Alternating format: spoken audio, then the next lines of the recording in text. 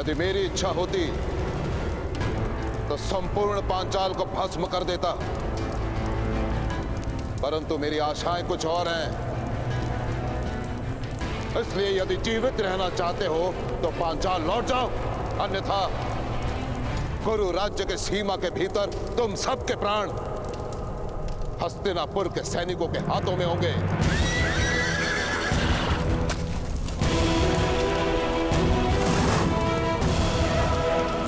पांचाल की सेना आक्रमण!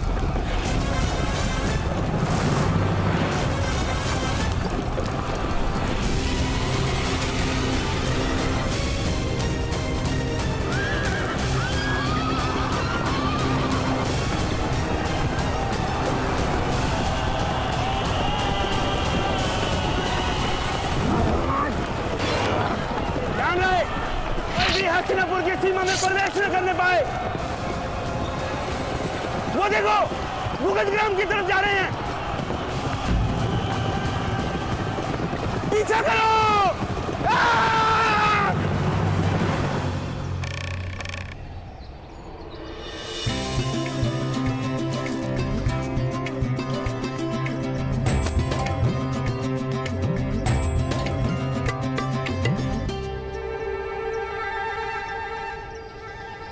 यदि मेरे रक्षा हेतु ये अनुष्ठान है माता, तो मुझे ये फल खाने की आज्ञा होनी चाहिए।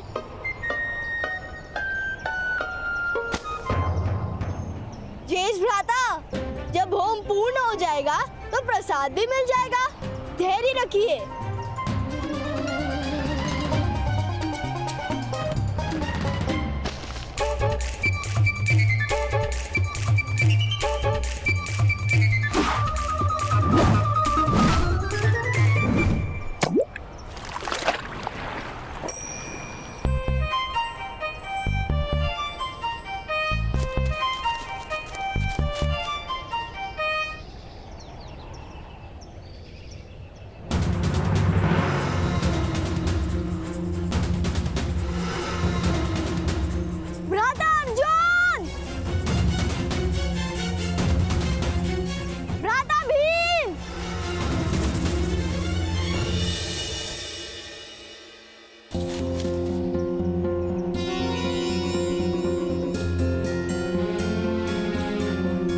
गेंद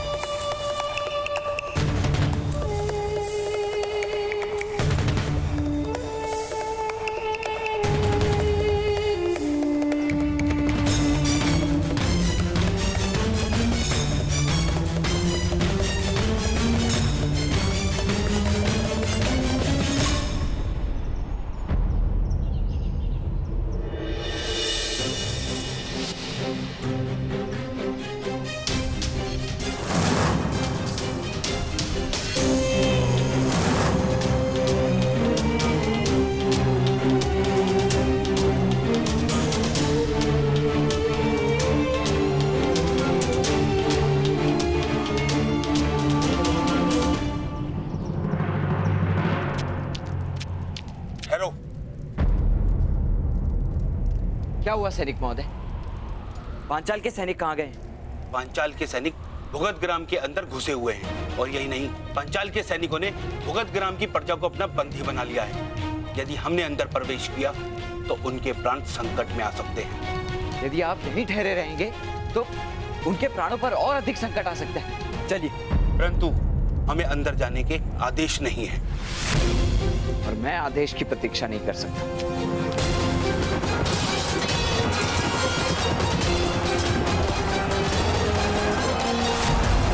अफसूस है, इनकी रक्षा हेतु अपने प्राण कोई नहीं गंवाएगा।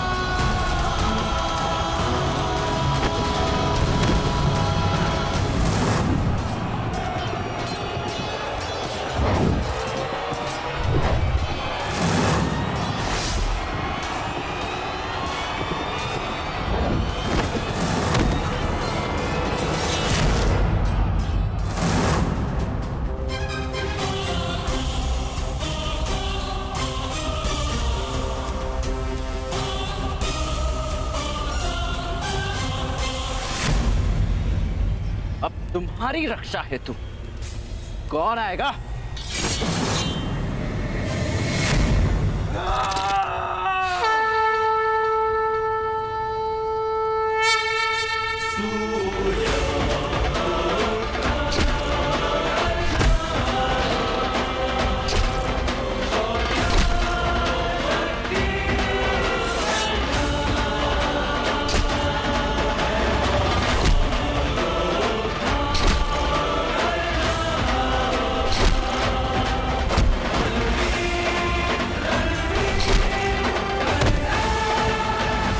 रुक जाओ, अन्यथा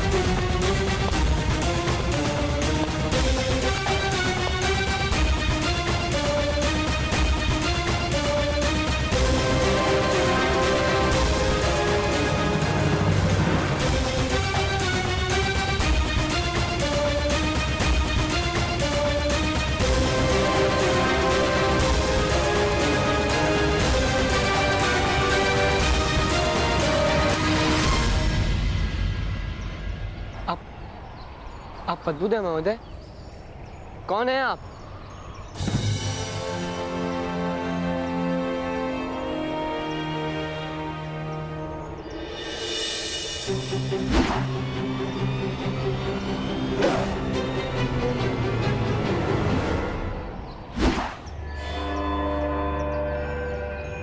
इस प्रश्न का उत्तर तो तुम्हारे पितामह दे सकते हैं राजकुमार।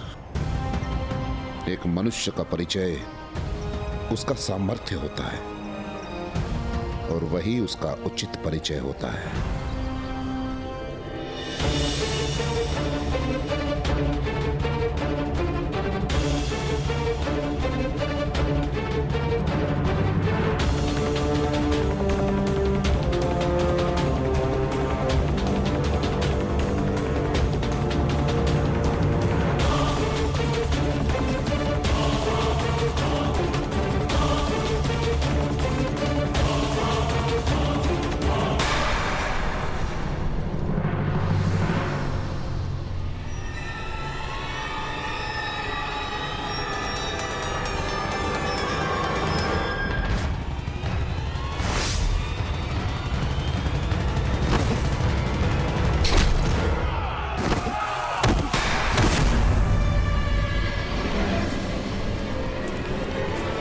यदि कोई सामने आया तो इनकी मृत्यु निश्चित है।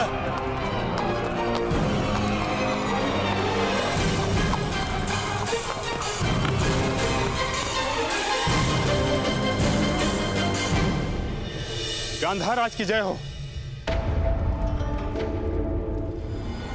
भुगत ग्राम के कुछ प्रजाजनों को बंदी बनाकर पांचाल के सैनिक सीमा पार जा रहे हैं। तो मैं क्या करूं? मुझे मत कहो, जाके पितामह को कहो। महामहिम इस समय हस्तिनापुर में उपस्थित नहीं है और महाराज भी विश्राम में हैं।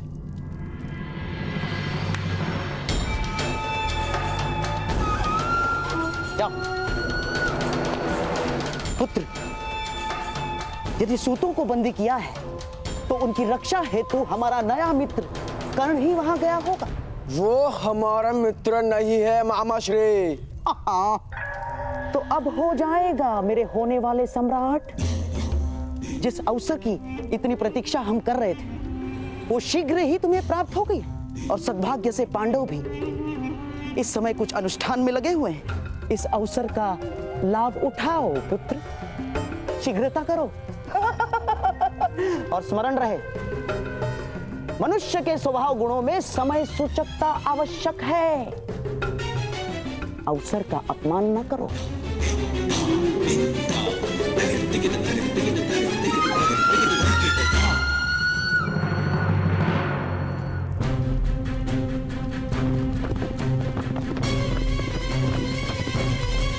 ठहरिए।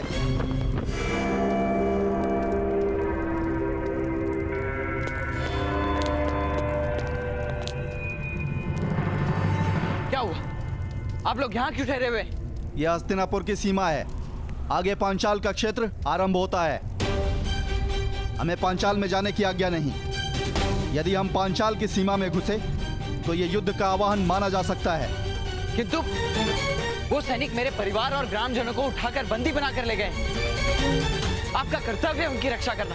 बैल की रक्षा हेतु हाथी की बलि नहीं दी जाती। कुछ सूतों के लिए पूरा राष्ट्र युद्ध नहीं कर सकता।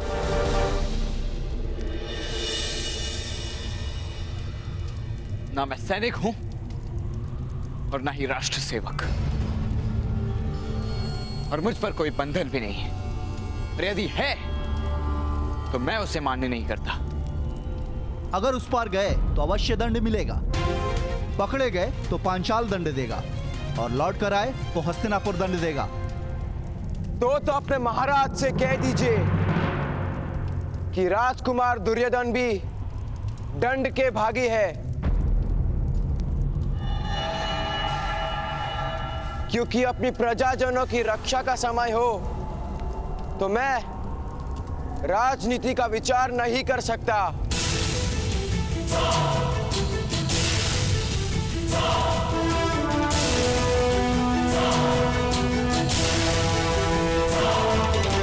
क्योंकि अपनी प्रजाजनों की रक्षा का समय हो तो मैं राजनीति का विचार नहीं कर सकता।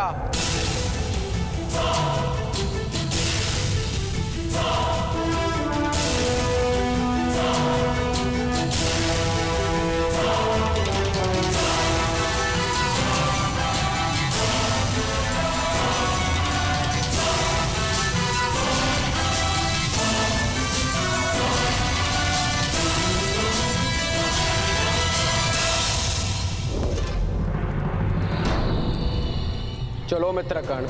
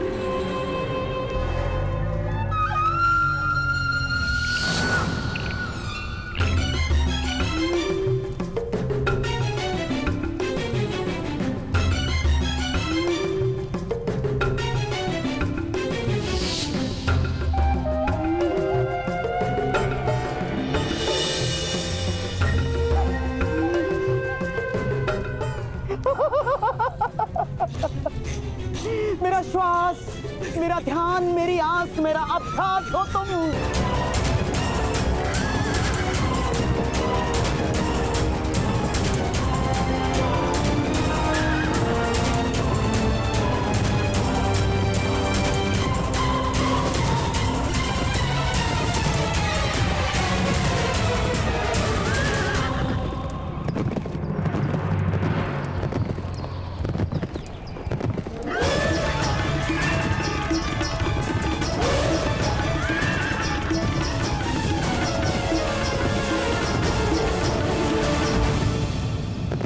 कौन है महोदय?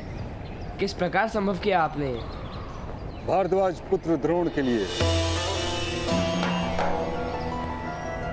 कुछ भी असंभव नहीं।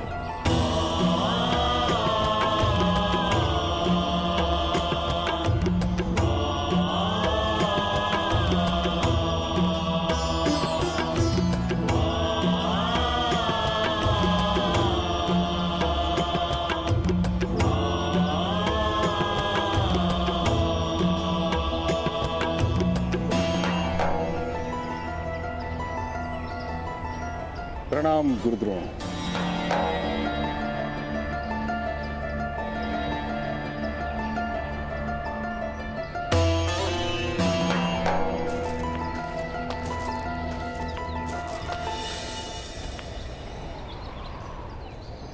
हस्तिनापुर में आप पधारे, ये सद्भाग्य है हमारा। सद्भाग्य और दुर्भाग्य का निर्णय इतनी शीघ्रता से मत लीजिए महामहिम।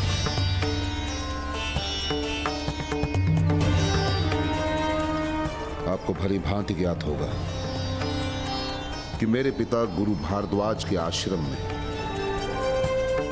पांचाल के राजकुमार द्रुपद अभ्यास करते थे। मैं जानता हूं। वो मेरे परम मित्र थे महामहिम। बहुत प्रेम था हम दोनों के बीच, और इसी मित्रता के कारण मैंने द्रुपद को अपनी विद्या में भाग दिया, अपने ज्ञान में भाग दिया। द्रुपद ने मुझे वचन दिया कि उसके जीवन में जितनी भी उपलब्धियां आएंगी उसमें मुझे वो आधा भाग देगा। परंतु जब मैं उसके राज्य का आधा भाग मांगने गया, पता है उसने मेरे साथ क्या किया? उसने मेरा अपमान किया, मेरा तिरस्कार किया।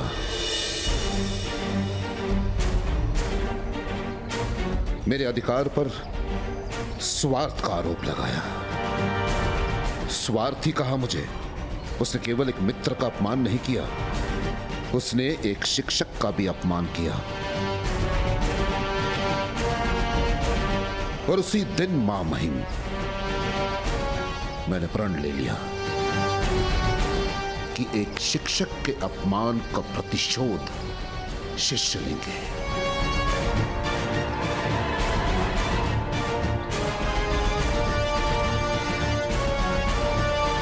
और वही उचित प्रतिशोध होगा। मुझे बंदी बनाने के लिए द्रुपद ने सेना भेजी है, और इस समय वही सेना गुरु राज्य के सीमा का उल्लंघन कर चुके हैं।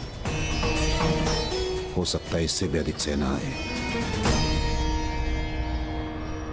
मेरे कहने का अर्थ यह है कि यदि मुझे आपने शरण दी तो वो दुर्भाग्य होगा, और यदि आपने मेरे ज्ञान का लाभ उठाया, मेरी विद्या का लाभ उठाया, वो सद्भाग्य होगा। निर्णय आपको लेना है, वो भी उचित।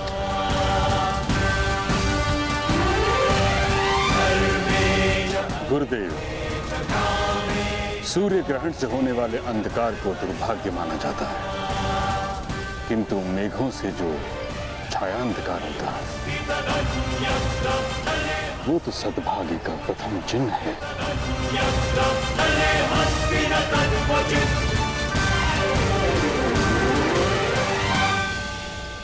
हस्तिनापुर में आपका स्वागत है।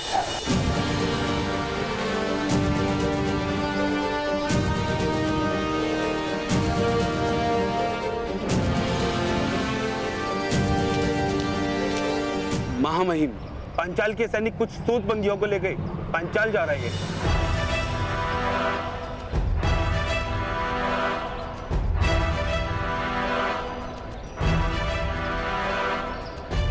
आपके ऊपर आने वाली विपदाओं का भी स्वागत है।